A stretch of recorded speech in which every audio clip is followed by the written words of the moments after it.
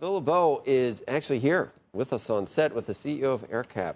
Take it away, Phil. It's good to be here. Gus Kelly, we're glad you're here with us in New York because you give us a nice snapshot. You're not with an airline. You're not with one of the big manufacturers, but you are integrated with all of them. So give us your perspective on where the industry is right now in terms of supply of aircraft, the ability to grow with demand. Yeah.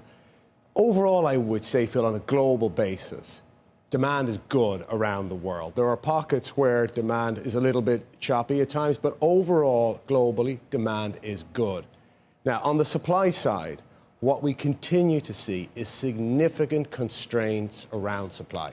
They start with the obvious one, that we have this fantastic generation of technology, new technology, driven by engine technology, which are engineering marvels. They fly planes further, they burn less fuel, they can carry more. The problem with them is they're fragile. They don't last as long as the predecessors on wing. What that means is they're coming into the shop faster. They're spending longer in the shop for repairs because there's this finite amount of parts that are manufactured. Those parts can go into a new production airplane for Boeing or Airbus. They can go into the repair network called the MRO to repair those engines that come off wing. Or they can go to spare engines, but there's a finite amount. And because the engines are coming off wing more often and faster than expected, it's consuming that supply of parts. Is it bad manufacturing? Is it more fragile parts? Why is it? I mean, that worries me as a consumer. Yeah. So, Becky, what's happening is they are doing what the job was, burn less fuel. They're lighter, they can tolerate higher heats because they spin faster in the engine, but they're just not lasting as long, particularly in environments in the world that are harsh environments in the desert areas. And so that's what's happening. There's no safety issue at all here, Becky. It's not at all a safety of flight issue.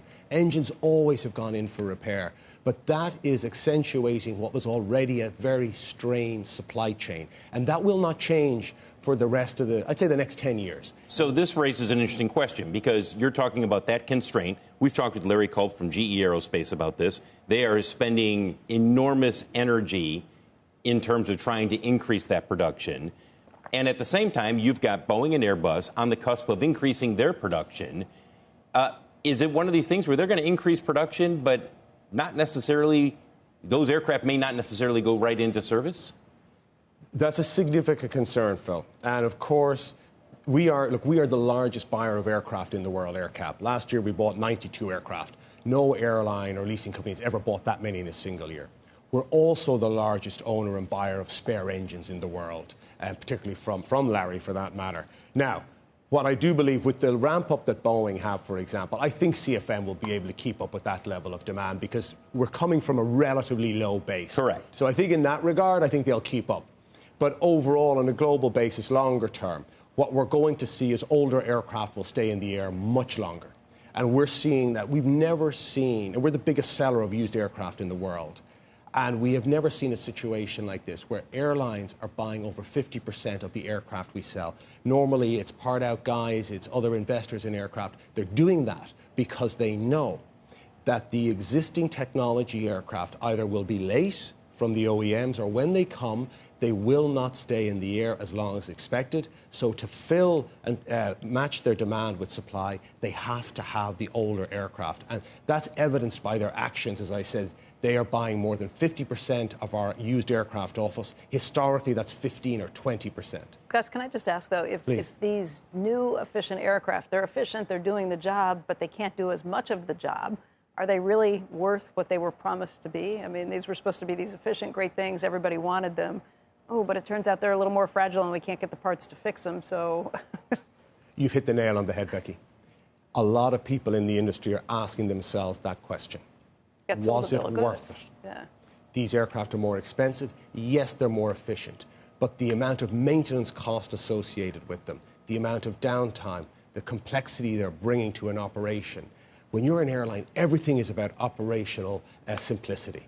Operating leverage in an airline, it's like down to toothpicks. You want to have the same toothpick. You don't want to have anything that is not standardized in an airline. When you have that operating leverage, you can really drive profitability. When you have things that interfere with that, it is a hindrance to profitability.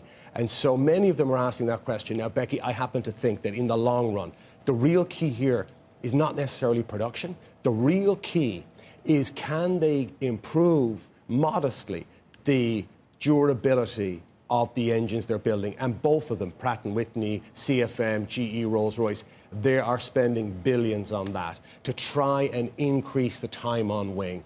So that's their number one focus. Let me ask you about Spirit, because you're involved with what's happening there, taking back some aircraft. At the same time, they've gone into bankruptcy. Some have said you guys were partially responsible for them ultimately having to file for bankruptcy. Do they survive? Does Spirit survive? Is there a world where Spirit can be a thriving airline? Yes, it will. I believe it will definitely survive, Phil. In fact, last week, we provided Spirit with $150 million of capital.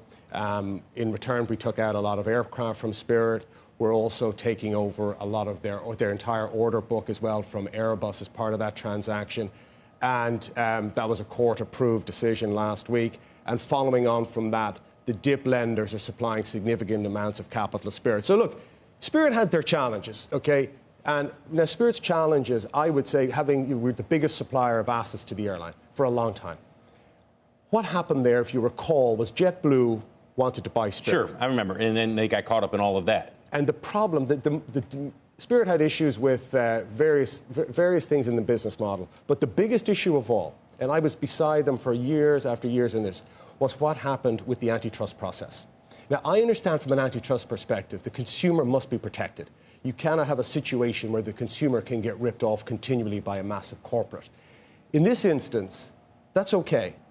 But you got to remember, Spirit employs almost 20,000 people. Indirect employees are another 20,000. It took the DOJ 2 years to make a decision. Now, you can make a decision and say yes or no, but 2 years in limbo? Can you imagine going into work every day, Becky, coming into the studio for 2 years, and you know that if the merger goes through with another TV station, you're fired. You know that. How motivated are you coming into work every day? And how quickly are you looking for another job? You're looking for another job the next day. If there was a merger, they would keep her. You could be under pressure, Joe. Yeah, but I might have to work. Yeah, but I'm just trying to make the point that for Spirit's problems, when you're running a corporation of that size and no one gives you a decision for 2 years, and bear in mind we're coming off the back of COVID, the worst environment ever for that industry, that to me did more damage to Spirit, its culture, and then of course, look, it ended up filing for bankruptcy. We are obviously helping Spirit come back out of Chapter 11, and we do believe that when they emerge, it will be a viable business, and we wouldn't have put the money in.